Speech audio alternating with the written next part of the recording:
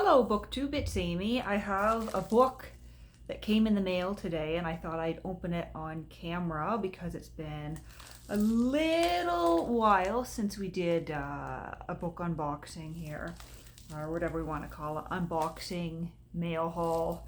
Well, I'm not sure if you can call it a mail haul when there's only one book, but I'm not showing it on camera because they put my address on both sides of the package.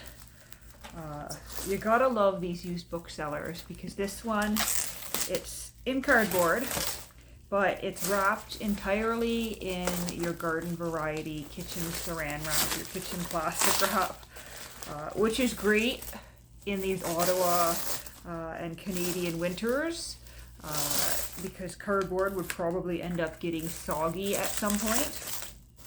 But we'll get this saran wrap off the package, all that saran wrap, get down to the cardboard. And this is not a cardboard box, this is just a nice piece of cardboard that's been wrapped around the book. And this could be one of two things because I ordered 2 books last week, and so we'll see what this is. There it is in foam. And judging from shape and size, I think I'm fairly able to guess. Yes, so these are memoirs. That's actually 2 volumes here, wrapped here nicely in more saran wrap because we wouldn't want these to get damaged in transit. And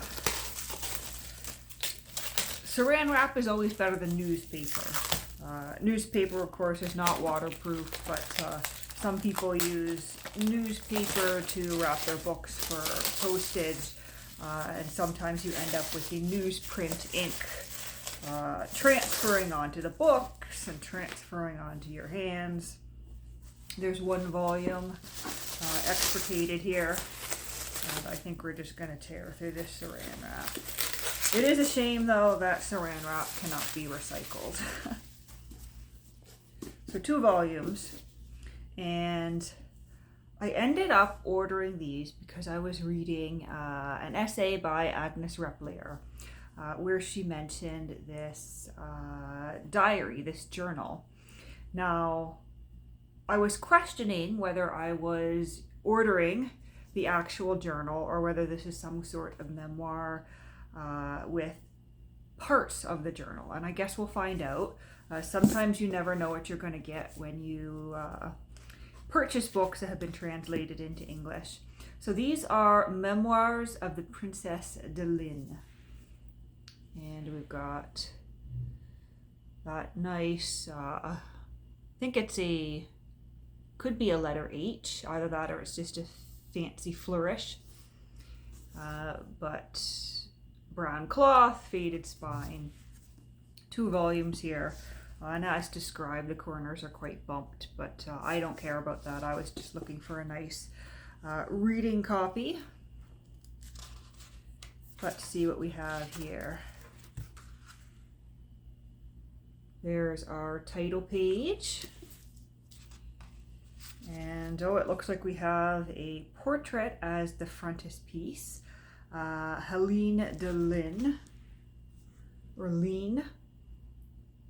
There's the young princess there. And I think we're going to start, in her childhood.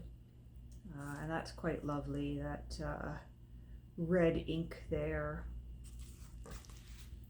I'm pretty sure we're going to start in her childhood, with her childhood journal. So let's see what we have here, whether this is going to be the diary or whether I've purchased a straight up memoir.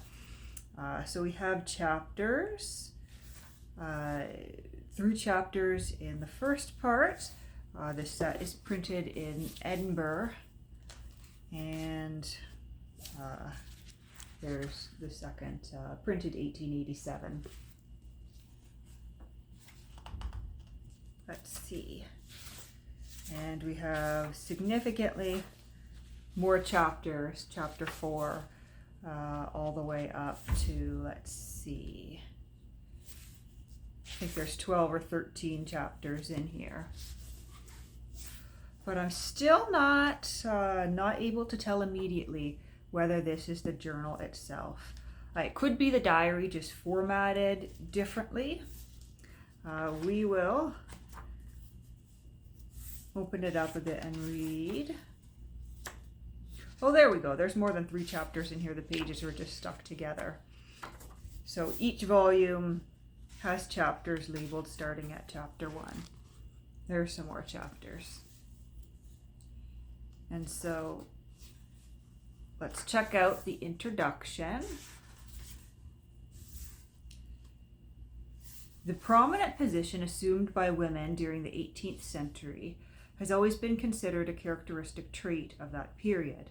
We do not here refer to the intrigues or friendships of the younger women.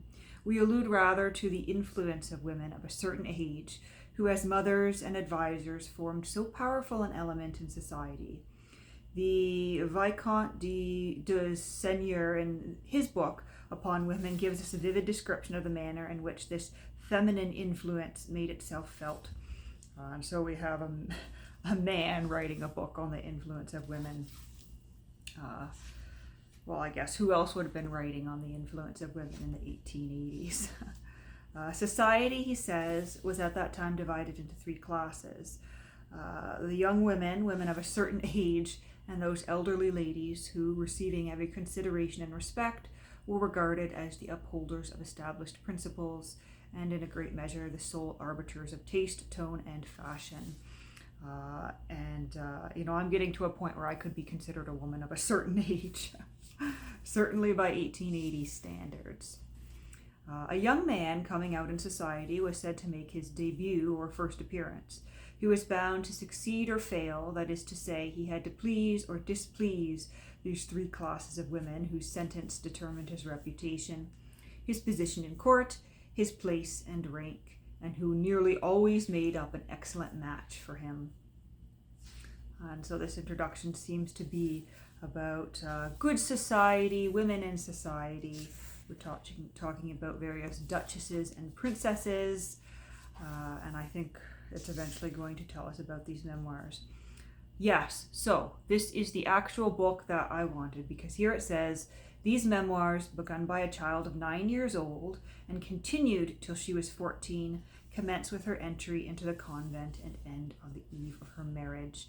They were not intended to be published and have lain by for over 100 years in their old cases, from whence, with Monsieur Adolphe Goff's kind permission, we brought them to light when searching through his splendid libraries at the Chateau d'Arnes and in Paris.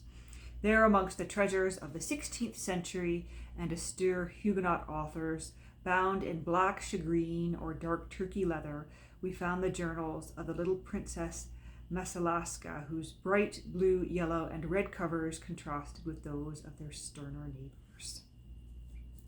And so, yes, we have what I set out to buy. I set out to buy the actual memoirs, the actual journal, and that is indeed what I got in these 2 brown cloth volumes. And I don't know very much about the life of this young woman. All I know is that she was mentioned in an essay by Agnes Repplier as being a very accomplished writer and an interesting woman, interesting person to read about. Although I suppose, I think Repplier refers to her as a young woman or something along those lines. But certainly, this is the diary of a girl, of a young girl. And we'll see how it compares to other diaries of girls and young women that I've read recently. We'll see if it lives up to a diary from, I guess, almost 100 years after the Journal of Emily Shore, which I greatly enjoyed and a lot of you enjoyed here with me. But we'll see. Maybe I'll read a bit, explore a bit, and decide whether this is something worth reading aloud, bit by bit, chapter by chapter, for you here on YouTube. And if that's something you'd be interested in, be sure to let me know in the comments down below. But that is all for today.